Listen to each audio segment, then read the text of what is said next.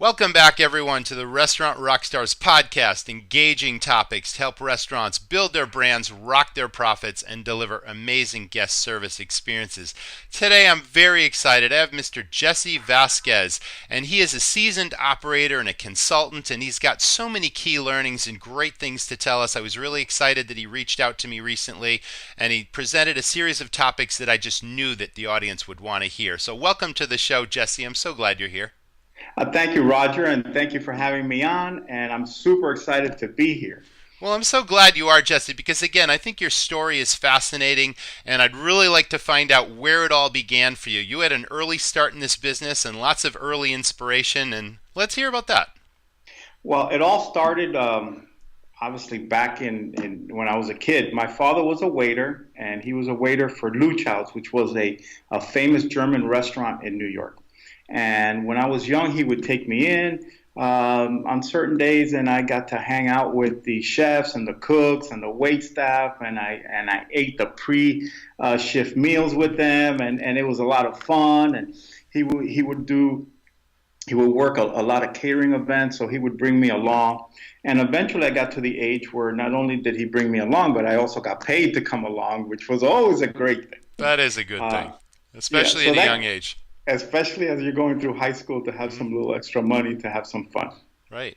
Um, Once I graduated from high school, he decided to move to Miami, Florida. So we packed up the family and moved down to Miami. He bought a Cuban cafe, and back in 1978, there were only Cubans in Miami. Now it's very diverse, and it's a big hub, foodie hub, but back then it was Cubans and Cuban food. So buying a Cuban cafeteria seemed like a great idea. Was it in a good location? Actually, it wasn't a really good location, and it was a good ample size, and really there was nothing wrong with the physical space, the location, but we worked like dogs. I worked like a dog. I worked from 4:30 in the morning to 6:30 in the evening, 7 days a week, Wow. and we did that. I did that for about a year and a half. Hmm. My brother would relieve me. He would come. He was going to high school at the time, and he would get out around 3:30, go home, do homework, and come and relieve me and close the restaurant. What time did it Uh, close? about 11. Really? Oh, So it was 4:30 in the morning till 11 every night. Oh my yes, gosh. So what a 7 days killer. a week, and we were it. We were the employees. You Uh, did it all. oh, Yeah. yeah, we did it all. And one of the biggest thing that I learned or that I saw was the harder we worked, the more everybody else made money. I mean, we weren't making any money, Hmm. but everybody else was making money. The landlord, the suppliers, the lawyer, the accountant, everyone was making money off our hard work. Where do you think you And were losing money, or you didn't really understand the finances or the critical cost controls? Is that what I'm hearing? yeah, I mean, the real epiphany for me was that there were three main factors that either dictated the success of a restaurateur or the failure of the restaurateur, and that was technical skills, Hmm. financial skills, and working capital. We had no technical skills. We didn't know how to run a restaurant. My father knew how to be a waiter, but he didn't know how to run a restaurant. I had taken two business classes, therefore I was the financial Yes, you were. guru of that operation, Uh-huh. and which means I didn't know anything. Sure. And we had no working capital. So those three things Yeah. either lead to your success or lead to your failure. And in this case, it basically led to our failure in the fact that not that we weren't willing to work, it was just that it was draining Yes. and like I said, there Demoralizing was too, money. right? Working such long hours, 7 days a week, and when you're not making money, just spinning wheels. I mean, how frustrating that can be if you can't Yeah. turn it around. Especially, and when you think of yourself as a young person, I mean, I was in my early 20s, and you're thinking, oh my God, I can't do it. I'm working 7 days a week. I can't move. I sleep and work. I sleep and work. So you see your life kind of pass away Right. or moving on. Hmm. So we ended up, my father got rid of the cafeteria, and I decided to go back to school.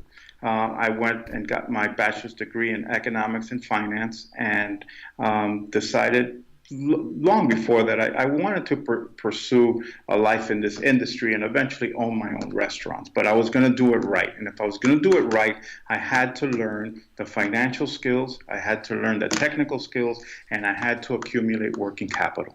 Absolutely. Those three critical pieces had to be part of it.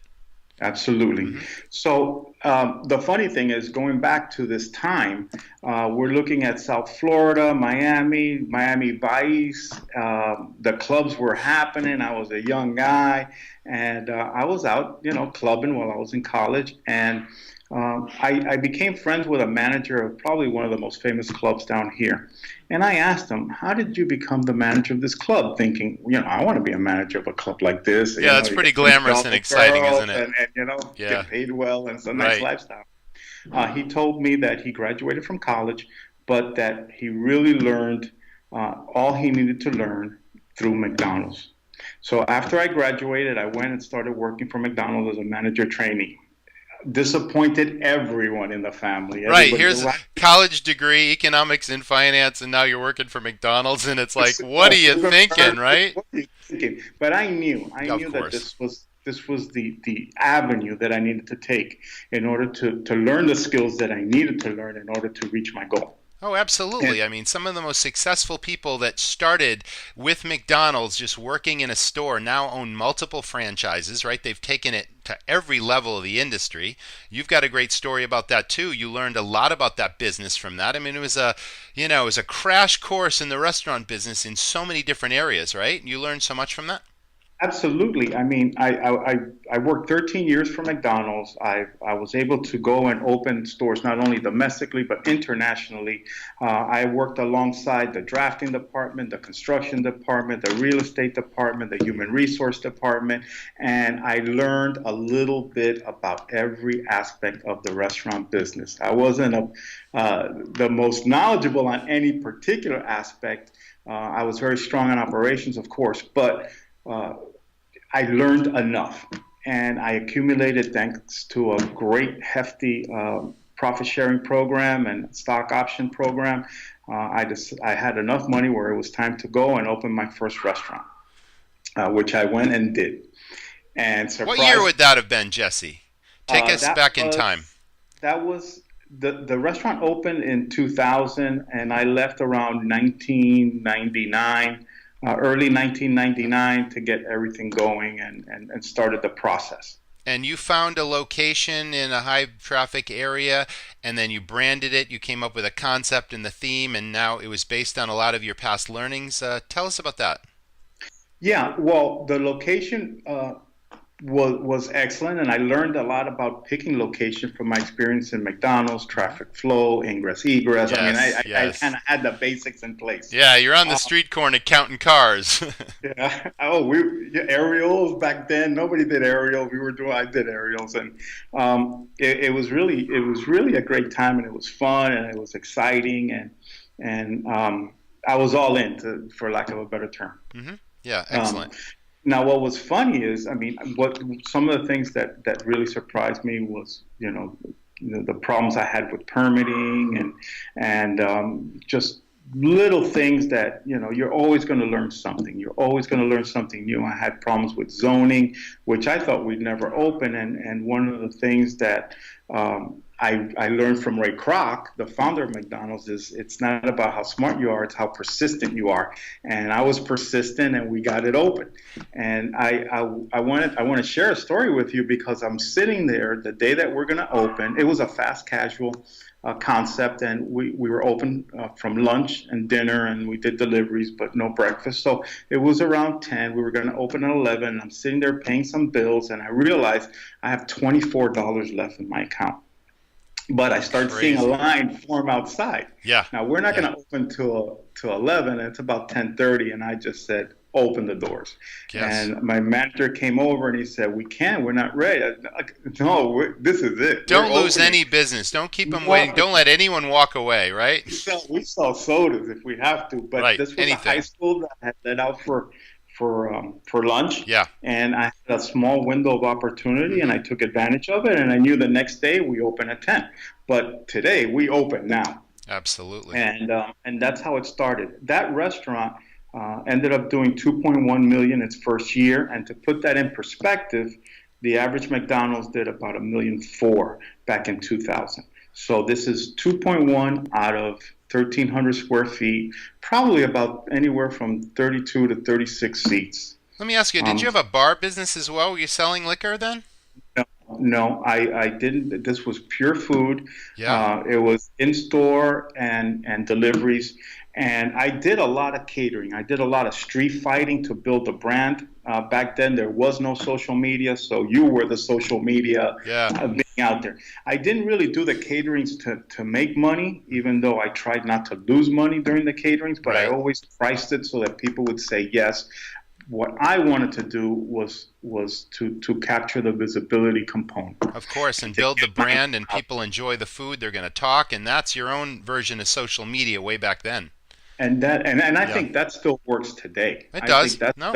fundamental. Yeah, there's so Uh, many operators, Jesse, that I don't need to tell you this, but they just kind of sit in their restaurant and they look out the window and they watch all the cars drive by and they're wondering why they're not pulling into the parking lot. You got to get out into the marketplace and build relationships and volunteer and put on events and just make friends with everyone, and opinion leaders. All this stuff is important. Sounds like you were I, doing all of that.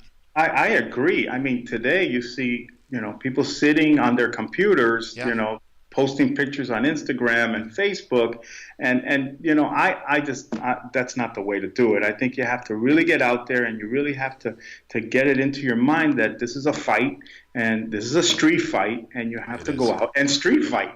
Right. And if you do that, you have a much better chance of being successful in this industry. No question about it. What was the theme or the concept of your restaurant? What type of cuisine were you serving? It was a fast casual. It was chicken based. I sold about 2,000 pounds of chicken a day, which is I still can't believe That's it. crazy, yeah, right? This is back then, yeah. Yeah, you were And moving the chicken for sure. timing is everything, of course. Yeah. And we were the first ones to come up with the bowl concept, or one of the first ones Oh, yes. with the chops. And a couple things really helped. Number one was the low carb diet. All these low carb diets started to come out, and everybody wanted to eat chicken. So there you go. And we were right there at the right time at the right place. And the other thing that really helped was Dwayne Johnson, The Rock, the movie star. Oh yeah, The Rock. Everyone knows The Rock.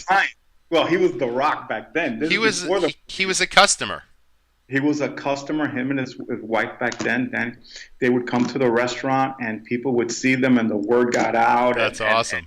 And he was super nice. He Yeah. would talk to everybody. He would sign. I mean, it didn't matter.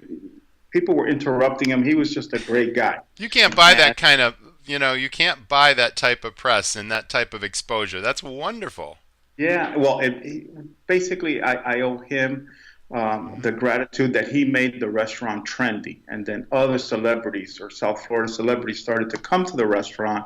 And again, this was Wow. this is a fast casual. We wanted Right. to turn people over, but just it really became trendy and very successful, and we decided to grow, and we opened up more restaurants. I really got a little heavier into the caterings.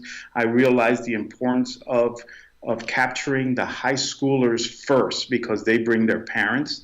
So I did a lot of That's smart. lunch caterings to every high school that would accept me. I started catering to the football teams. In fact, one year I was undefeated. I had 3 football teams, and every pregame meal that I did for them, they won the game. So that also became a buzz. And Yeah, for sure, right?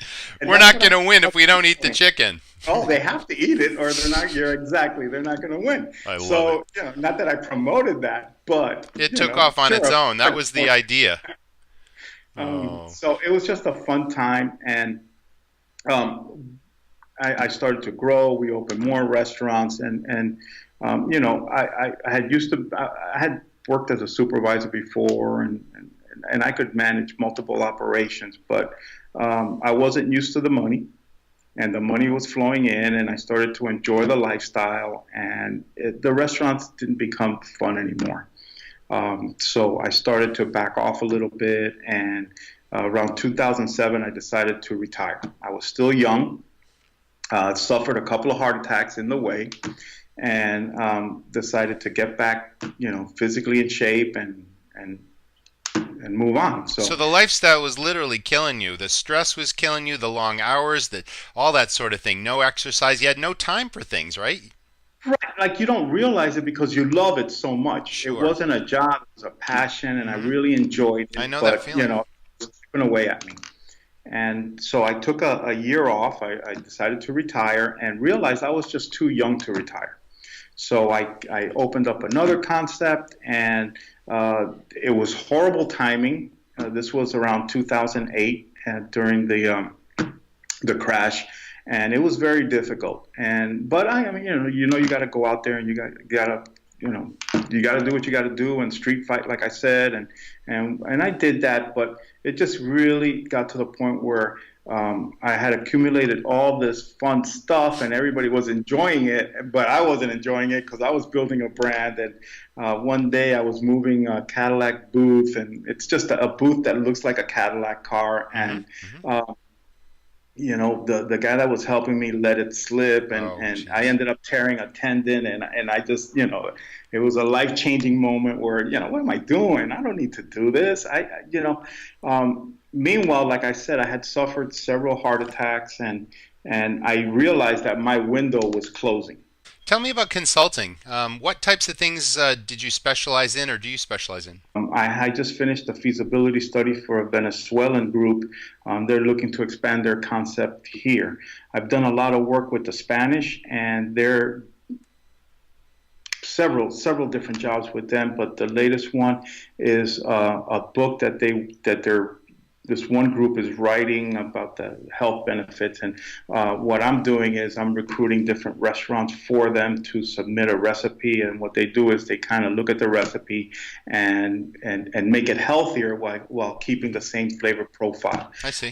I'm also a brand ambassador for a development which is going to open in 2020. Um, I mean, it's just a little bit of everything. I also have, as a way of giving back, I do a lot of events and catering demonstrations, or not catering, food demonstrations. So I have 5 chefs that work for me, but these are young chefs that are trying to make a name for themselves. So I provide them the vehicle in order to do that. One of them, in Wonderful. fact, just cooked at the James Beard House back in April in New York. So we're getting there, and it Going just places, yeah. yeah, it makes me feel good that you're Right, passing it right. on. Absolutely. That's beautiful.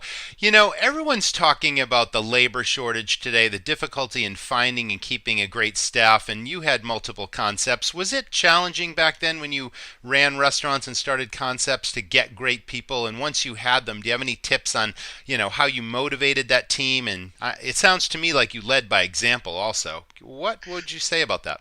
Well, every restaurant, in order to be successful long term, you have to have systems in place. Definitely. And I always keyed on 5 basic systems, and those were recruitment and retention, Hmm. training, scheduling, planned maintenance, and production. Those were key systems that had to be in place. So recruitment and retention were really important. Recruitment, it's all about the people. Well, it's all about the brand, and the people make the brand. Yes, they do. They're almost their own brand within your brand if you train them properly. Absolutely. And just like you have to go and street fight in order to get customers, Hmm. I believe that you have to street fight in order to get the best possible people. You do for Uh, sure. and that's what I would do. And that's another benefit of doing catering and going out into the marketplace, because by being visible, maybe you can't directly speak to that perfect employee, but you can to his grandmother or her grandmother or her sister that saw you at an event and said, "Hey, why don't you go work with this guy? You know, he seems to be a good guy, and they're having fun, and Absolutely. people are really developing, and it's a trendy concept." Yes. And that was my best way of bringing good talent into the restaurants. Um, the other thing, really, the key also is your management staff. Now, I was lucky in the sense that because of the experience that I brought in, I knew a lot of the managers that were out in the market.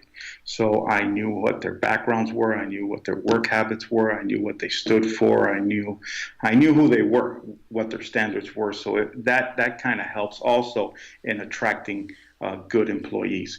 But once you have them in, and now you have to train them, you have to have a solid training program. You can't just have them shadowing somebody. That doesn't really work. You're speaking Not my if you want. language, Jesse. You're absolutely. I'm a huge believer in daily training and getting really hands-on. And yeah, shadowing only works to a certain extent, and I wouldn't discount that once you've trained them with a system. And it's not just training; it's retraining, Yes. verifications. You have to have a system to track it. It's a system. It's not just individual little components of training. It's an overall package. So that's super, super, super important.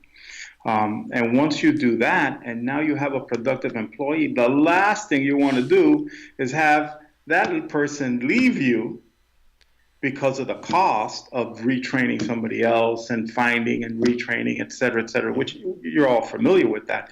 But also now, what if they go to your competitor? Or what if your competitor, which they did often, come in and offer them more money in order to leave? What's going to keep them there? So you have to have some type of retention program in place to kind of, you can't keep everybody, and you're going to have turnover. Turnover is part of our business, but there's good turnover, there's bad turnover, and there's turnover for good reason, bad reason, or no Right, reason at all. right. No, I Uh, think you can dramatically cut turnover just by the way you lead by example. You develop your people, you train them daily, you give them a sense of responsibility. We trained our staff to think and act like owners, and we gave them autonomy to make those critical decisions on the floor. They felt valued, they felt that their contributions mattered. And then the kicker was recognition and rewards. Every single week, we recognized and we rewarded people for outstanding performance. And I think we had a 96% retention rate year after year in our restaurants just based on that simple philosophy. And it sounds like you did very similar things. Yeah, absolutely. And one thing I'd like to add is it's not about keeping your employees happy. In fact, I know everyone's going to get mad at me, but happy employees are unproductive employees. What you're looking at doing is what you really want is you want satisfaction. You want satisfied employees. Just like you want customer satisfaction, you don't want customer happy. You want customer satisfaction. You want employee satisfaction. So you want to give them challenges. You want to give them, that once they leave that job that day, they know that they earned their pay, that it was worth it, that they belong to a family, that their work is being appreciated, because we Absolutely all true. want to be appreciated. Hmm. So I caution restaurateurs out there not to focus too much on the happy aspect, because no one's happy cleaning a bathroom, no one's happy taking out the garbage, no one's happy doing all these things. But the overall job, you really want them to have some form of satisfaction with that. I totally agree, and I'm really glad you clarified. And at first, I'm thinking, what? We don't want happy employees? I think that makes perfect sense. That's awesome. Let's talk about, is it really about the food, Jesse, that brings people into restaurants? Is it a lot of different things? What are your philosophies there? Like, why do people come to restaurants? Let's take a step back. Is it really about the food? As the program coordinator for culinary school, was it really about the food? And that's what all these Yeah. students were focused in on. It was about the food. It was about the food. It was about the food. And I would think to myself, oh man, it is about the food, but that's a given. It is a That's a given, given. right? There's so The many other food foods. has to be good and it has to taste good. You could have the best quality food, but it doesn't taste good. Right. It's you're not going to succeed. So is it about the atmosphere and environment? Is it about location? It's about the brand. That's what it's about. It's about the brand. And the brand is all encompassing. It's the experience, the customer experience from beginning to end. I think they call it the touch, customer touch point. Touch point is what it's called. So, when I go in to do a consulting job for a restaurant, one of the first things I do is I experience the restaurant as a customer. I mean, I want to see, what did it feel like? Was it easy to park? Was it easy to get in? Was it, when I walked in the door, what was my first emotional experience? My first contact with anybody. And then what I do is I sit down and I purchase food, and based on what I order, I can tell pretty much what's going on in the restaurant. So I can see how their training program is. I mean, I'm looking at it from a systems perspective. I can tell whether their equipment is calibrated. I can tell the cleanliness of the restaurant. And then finally, in the piece de resistance is I go into the manager's office or the chef's office or whoever's running that restaurant. And once I walk into that office, I know exactly everything that's happening in that restaurant. You can tell their commitment to standards, their organization, et cetera, et cetera, et cetera. What's happening behind the scenes, and it's all telling by that one office. That office, well, think about it. I mean, that one office, only one person has control of it. And it's a reflection of that one person. And if it's cluttered and disorganized, then they're cluttered and disorganized. If it's clean and organized, then the restaurant is clean and organized. Definitely. It's a reflection of their standards. Yep, that's philosophy. My job is an easy job. It may seem difficult, but it's really not. It's just everything goes back to basic fundamentals. For sure. Excellent ideas. So you're a big believer in the power of a brand, but not just the company, the personal brand of the owner, right? Or the manager running the place. Let's talk about that. Well, when I was opening restaurants internationally for not only McDonald's but for other big food service industry companies, when you go into this is back in the 80s and early 90s, so brands were expanding and internationally. And you would go down to these countries, and I remember one in particular, which was in Mexico. I opened a McDonald's in Guadalajara, Mexico, and I believe it was the third restaurant in Mexico at the time, which was unbelievable. I mean, they were it was great. But I remember sitting at this meeting, and then you had, everybody was represented, and you had human resources, and they were concerned about how much to pay or really not pay. You had construction, you had real estate there, you had legal, you had all these different departments. And I remember sitting and thinking, I don't really care about all this stuff. And what I care most about at that point was how big is the sign? Because back in those days, the difference between a road sign and a monument sign, well, road sign being the big signs, and a monument sign being a little sign, a little, kind of square little sign low to the ground, was about 300,000 in sales a year back then. And I knew that if I got a bigger sign, I automatically had an increase in sales. So as I went from country to country, the same scenario played out. And I realized how important the sign was. And why? Because of visibility. Definitely true. And I realized that we are the sign of this company that we call you. So you are the CEO of you're the human resource manager, you are the vice president of real estate, you're the vice president of finance, you're the vice president of every aspect of this dysfunctional corporation that you call you right now. So, and in most cases, as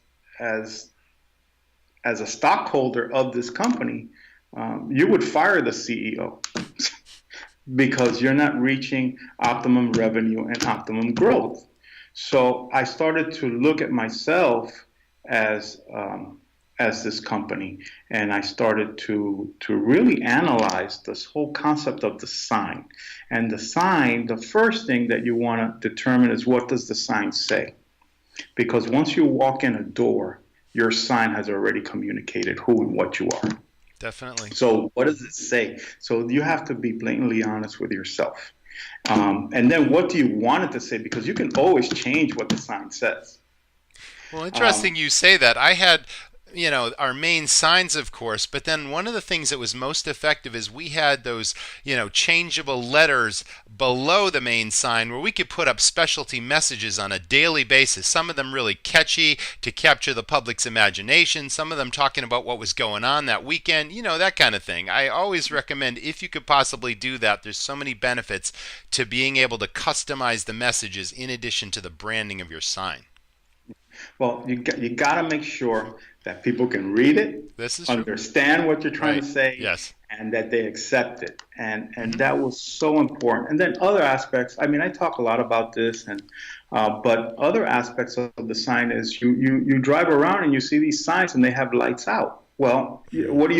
You If you have a light out, you replace the bulb, right? You fix the sign. Of Well, we course. all, as individuals, as brands, as CEOs of our own company, of us, we have lights out. So some of us are not good with financial numbers. Some are not good with people. Some of us are not good at speaking. We all have lights out. And once you identify that light being out, then you have to go in and you have to change the bulb. And you have to work on yourself and develop yourself. And then every sign that I've ever put up, every single sign that I've ever put up, I've had to put what's, curb appeal. So little plants and little trees, and it's beautiful and it's great. And then it starts to grow. And as that little tree starts to grow, it starts to cover up your sign. And you could trim the tree.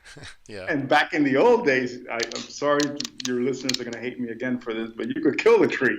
Today, you can't kill the tree.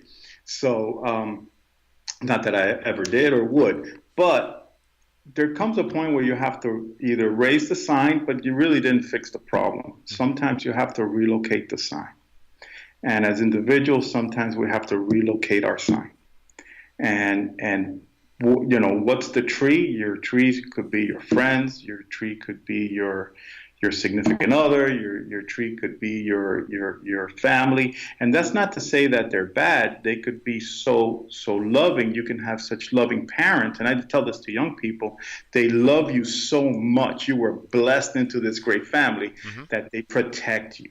For sure. And by protecting you, they'll never let you be as visible as you can be. And visibility equals revenue. So you have to make that decision sometime to cut and relocate the sign. And some people were just brought up in a bad environment. They're surrounded by bad people. Their tribe, I guess, so to Right. speak, Right. is just a bad influence. And sometimes you got to relocate the sign for that reason. And then the sign also could be dirty. And we have to really look at ourselves and say, are we polished? Are we clean? Are we presenting the right image? And that's our personal brand. And I think if we look at ourselves as the sign and have our managers look at themselves as their sign, I think overall you're going to enhance the brand of the business. And I think that's a key to success. Yeah, I absolutely believe that. I mentioned earlier, when we trained our staff to think and act like owners, that meant so many things, but it really started with when they came to work every day. We had them walk through the front door as if they were a customer and put their customers' eyes on and notice and fix what they saw was broken. We didn't want burned out light bulbs and we didn't want dirty windows or even, a poster that was advertising an event that was for last week and now it's out of date. I mean, these are all the things that the customer sees. I'm famous for saying this is the business of 1,000 details, and even though we get Absolutely. 990 of those details correct, it's the 10 we miss that the customer always sees. So it's, Absolutely. and it's not just you as the owner, you as the manager. It's like we talked about this. Every individual, if you're developing your team, should think of themselves as your brand and to see and fix and make sure that everything is how we would expect the customer to see it and perceive it and experience every aspect of that restaurant. I think that's critically important. I totally agree. And I think one of the problems Mm. of a restaurateur is they're so engaged in their business that Yes, they become blind to their business. absolutely They true. don't see Hmm. certain things. So Too you close to really it. have to, you're too close to Hmm. the forest. So you really need everyone. It's a team, it's a family, and you Right. have to look at it that way. And you may not agree with everybody, you may not do what everybody wants them what they want you to do, but you got to be able to listen, and you got to be able to consider everything that you're being told, and that's going to make you way more successful than just doing it all on your own and being an island unto yourself. Very true. We've talked about how difficult and challenging this business is. Even if you're a seasoned operator, you've been running for years, it's like you can't ever let your guard down. You want to go out there, and you called it street fighting, and going out and getting the business and being super competitive and always raising your game and not just sitting back saying, yep, the money's rolling in, we're doing fine. You got to stay relevant with the customer. What other tips and best practices do you have to not just survive in this business, but to really kill it, to really knock it out of the park? To grow a concept carefully, to grow it successfully. I think you bring up the issue of growing your concept. I think that you have to be very careful not to grow too quickly. Hmm. I think that you have to have, as you start to grow, you have to have a farm team ready, because in your first restaurant, you're all in. So, you're bringing all that experience, you're hands on. But as you get to your second and your third, fourth, fifth restaurant, you're no longer hands on. You may go in for a short period of time, but you have to start depending on others. So again, I mean, I sound like a broken record, but it goes back to having systems in place.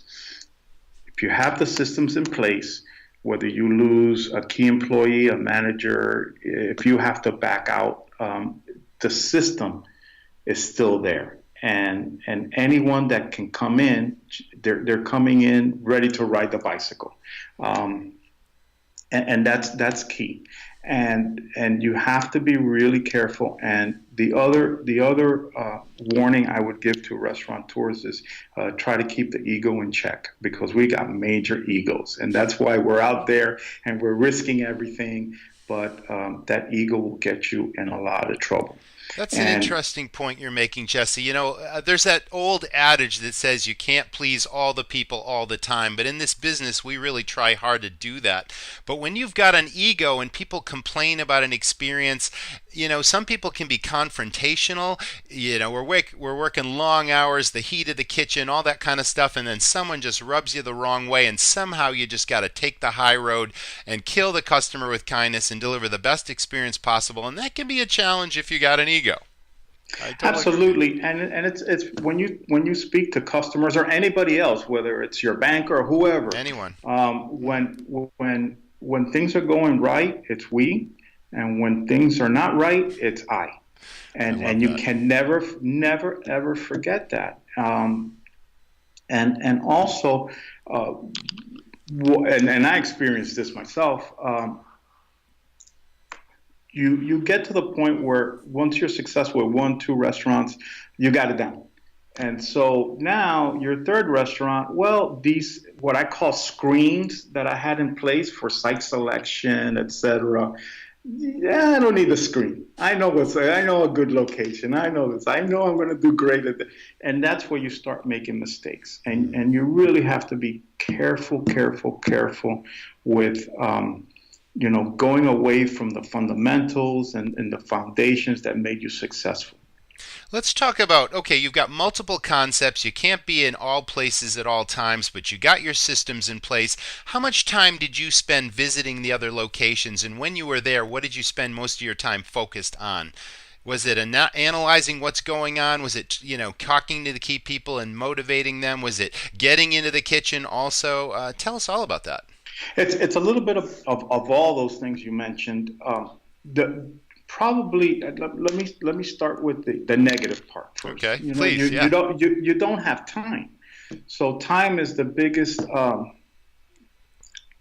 I don't know. It's a It's limiting really all factor. about, Yeah. yeah. It's all about time. So when you walk in, you're really pointing out negative things, Hmm.